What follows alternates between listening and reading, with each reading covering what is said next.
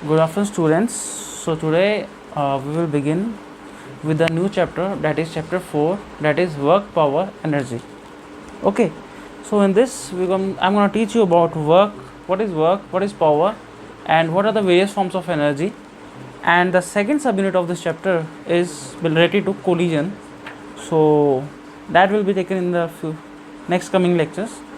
So today I'm going to teach you about the basics of the work, power, energy, and the first thing which I'm going to introduce is the term is work. So what is a work?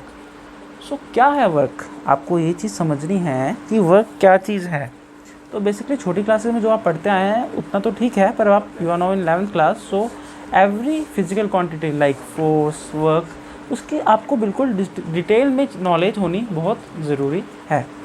तो सबसे पहले मैं work को define करूंगा. तो work is said to be done. कब work कहलाया जाएगा कि वर्क किया गया है? Work is said to be done only when. कब कहा जाएगा? When a body moves actually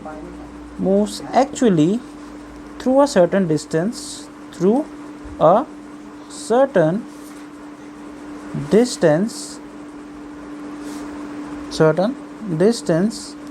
in the direction of applied force.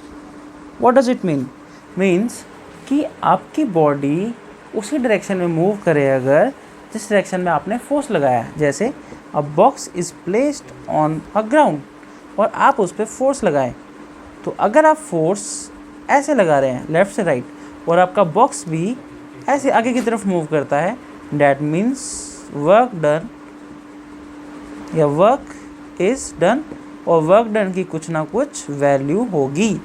वो कैसे निकालना है वो आगे देखेंगे. ठीक है. तो बेसिकली वर्क जो है, जो हमारा वर्क है, स्केलर क्वांटिटी है. तो वर्क क्या है हमारा? Basically it is a scalar quantity.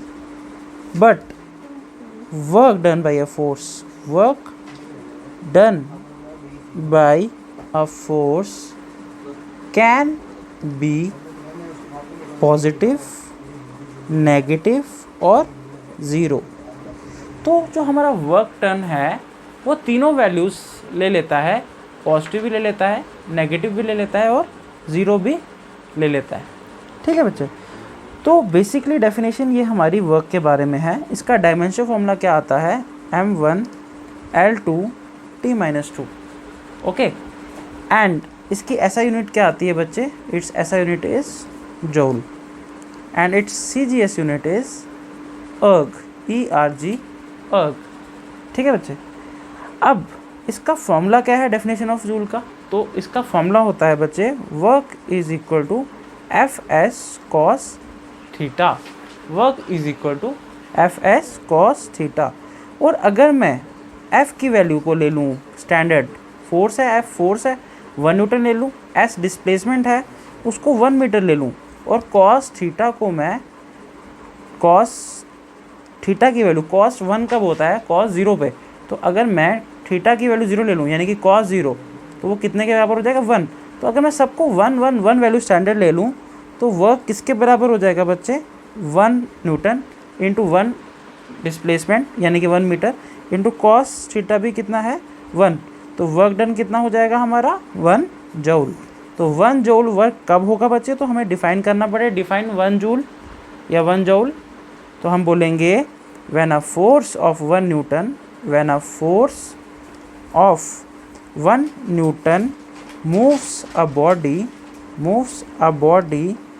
actually through a distance of 1 meter in the direction of applied force.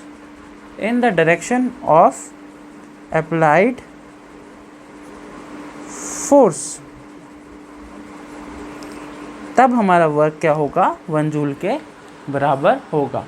ठीक है बच्चे. तो ये डेफिनेशंस हैं इसकी वर्क की. अब इसको मैं कब, nature of work done positive कब होता है, नेगेटिव कब होता है, ज़ीरो कब होता है, ये आपको मैं नेक्स्ट लेक्चर में कंटिन्यू करता हूँ. Thank you.